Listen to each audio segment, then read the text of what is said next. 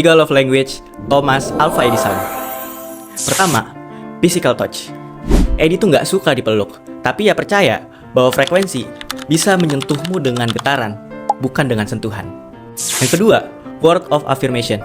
Edi tuh bukan tipe cowok yang bilang aku sayang kamu, tapi ia menyelipkan sayangnya lewat dentuman yang ia racik sendiri. Mencinta tanpa kata-kata adalah ciri khasnya. Ketiga, quality time. Kencan favoritnya duduk di studio sampai subuh bersama sang kekasih, mendengarkan Durau Pita Magnetik yang ia edit menjadi lagu. Bagi Edi, cinta bukan kata-kata, tapi nabrak rumah dan gapura dengan paksa. Eits, kok masih ada ya yang mau dengerin sound horek?